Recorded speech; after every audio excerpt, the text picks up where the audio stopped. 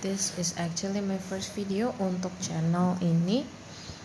Lexical Resource channel ini diperuntukkan untuk mereka bagi para pemula yang ingin belajar bahasa Inggris tapi masih bingung urutannya itu dari mana. Nah, di sini kita pasti sudah pernah mendengar terms atau istilah-istilah seperti speaking, grammar, reading, writing, sama vocabulary, yaitu apakah kita harus memulai dengan langsung aja percakapan? Tapi kayaknya kalau langsung percakapan kita bakal susah ya. Apa yang nanti akan kita bilang kalau kita nggak belajar vocabularies atau kosakata? Nah, kalau mulai dari kosakata and then langsung praktik, berarti ya gimana ya kita susun kosakatanya? Apakah harus grammar dulu? Gimana dengan skill-skill dasar bahasa Inggris lainnya seperti reading, writing, ataupun listening? Nah, itu gimana ya? Nah, di sini saya telah merangkumkan beberapa step by step yang memang digunakan dari English Center, beberapa English Center, yaitu kita harus memulai dari kosakata and then tata bahasa. Setelahnya kita bisa ke practice or praktik, and then kita harus cari umpan balik. Nah, tenang dulu nih, jangan dulu diumpan balik. Aduh, gimana kalau nggak punya guru les atau nggak punya orang atau temen gitu yang kita percaya untuk kasih feedback ke kita gitu. It's okay. Nah, di sini kita mulai dari kosakata dulu nih. Nah, kosakata kita harus memahami jenis kelas kata gitu. Nah, ada beberapa kelas kata yang akan saya bahas di sini, tapi nggak semuanya of course, dan kita tidak boleh hanya kayak artinya aja, kayak oh bottle itu botol, angry itu marah, like that. Nah, caranya kita bisa menggunakan skill-skill ini secara sejajar ya, yaitu secara bersamaan, yaitu vocabulary sama reading. Kita dengan cara membaca kita dapat vocabulary baru gitu. And then listening juga bisa supaya kita tahu cara pengucapannya kayak gimana or pronunciation-nya. Nah, setelah itu kita mulai dengan grammarnya atau tata bahasanya. Nah, pelajari cara menggunakan padanan kata-kata tadi yang udah kita pelajari ya di kosakata. Nah, di sini kita juga bisa langsung produce atau langsung practice. Nah, untuk practice kita bisa kasih productive skill kita seperti speaking atau writing.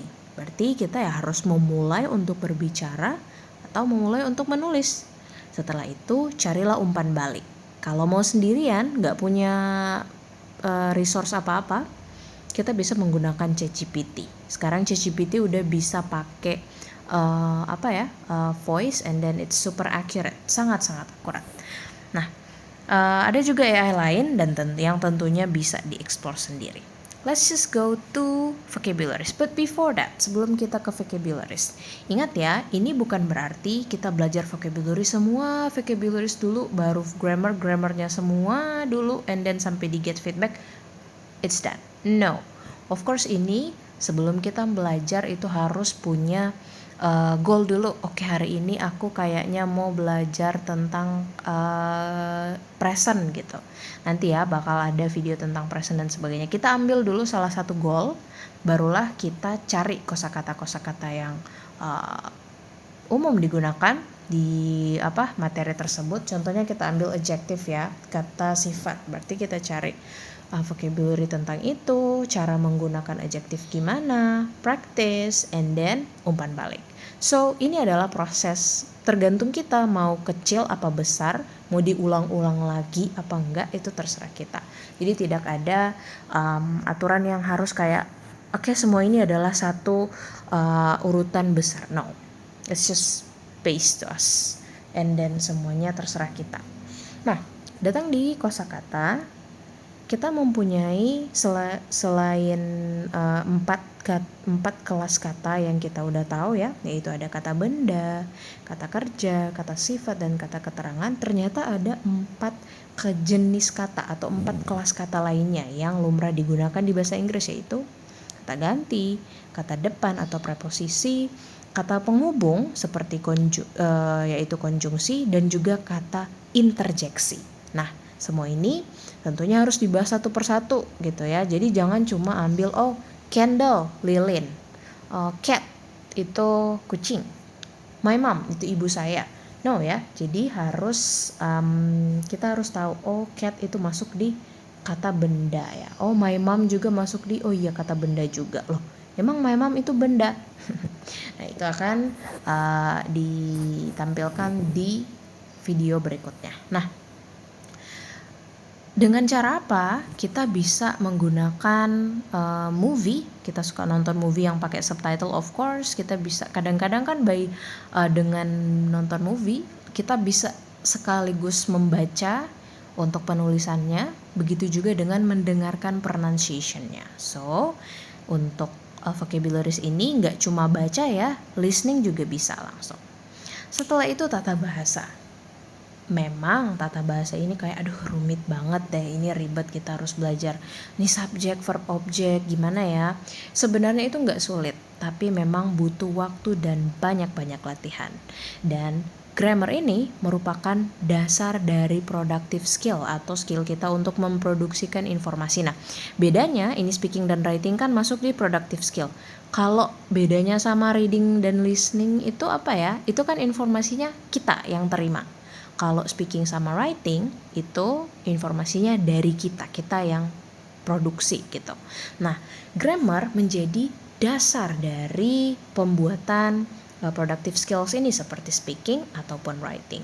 Caranya gimana? Of course kita bisa nonton YouTube ya untuk tata bahasa atau grammar, kita bisa streaming, bisa googling, surfing lah. Oke, selanjutnya ada practice.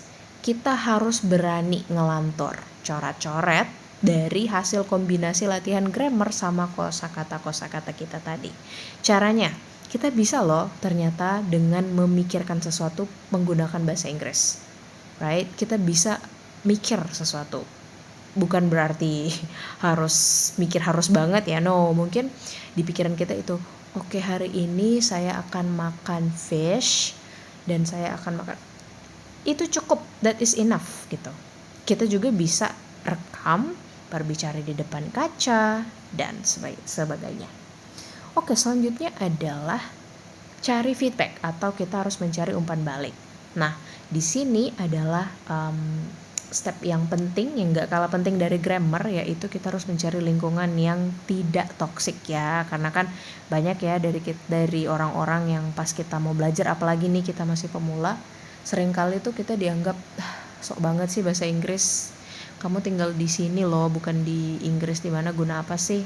Tapi kalau emang nggak ada guru les, aduh maaf ya ini aku nggak ada guru les, kayaknya nggak bisa dia belajar bahasa Inggris. No, sekarang tuh udah ada, semuanya itu udah ada di internet. Kita bisa pakai ChatGPT. Kita bisa minta, ini dikasih dong nilainya, ini dari 0 sampai 100. Ini bisa juga kita minta, bahkan di IELTS, di ChatGPT itu kita bisa ambil materi-materi ya, dari yang tadi, yang grammar tadi, kita juga bisa ambil dari ChatGPT gitu.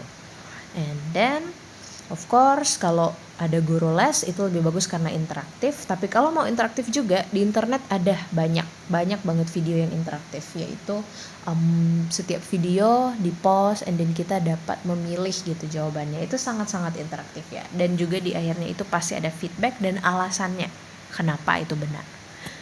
Oke, selesai di feedback, ada plusnya. Tips yang terakhir itu ya, yaitu adalah urutan yang terakhir adalah harus konsisten. Tahu Kaizen nggak, prinsip Kaizen yang tiap hari 1 menit, tiap hari 1 menit, tiap hari sedikit gitu. It is super important here, sangat-sangat penting. Jadi walaupun tindakan kecil dan bertahap, ketika kita melakukannya dengan penuh konsisten gitu, kita punya konsisten yang baik gitu, tiap hari mau meluangkan 10 menit untuk belajar vocabulary baru, 50 menit untuk grammar, dan kita cari bla bla like that, 1 jam lah untuk belajar bahasa Inggris tiap hari, itu kita berkembang dari versi kemarin diri kita. Kita kemarin gak tahu bahasa Inggrisnya Kendall, tapi sekarang udah tahu karena kita belajar gitu. Walaupun cuma 1 kata ya, kamu lebih baik dari versi dirimu yang kemarin. Oke, jadi poinnya adalah kosakata dapat dilakukan dengan membaca dan mendengar. Habis itu kita ke tata bahasanya, and then practice, terus cari umpan balik atau feedbacknya. Dan remember, ini bukan satu full step untuk belajar bahasa Inggris dan kita harus belajar kosakata semuanya. Tata bahasanya, grammarnya dari present sampai future, no. Sampai practice and then segalanya, and then kita minta umpan balik sama ChatGPT dalam waktu bersamaan. No, kita bisa mengambil goal dulu, kita hari ini mau belajar apa gitu, and then kita bisa apply satu step besar ini like that. Oke, tetap semangat karena tidak ada kata terlambat untuk belajar apapun itu, termasuk belajar bahasa Inggris. Tahu sendiri kan pentingnya bahasa Inggris itu kayak gimana. See you in the next video. Bye bye.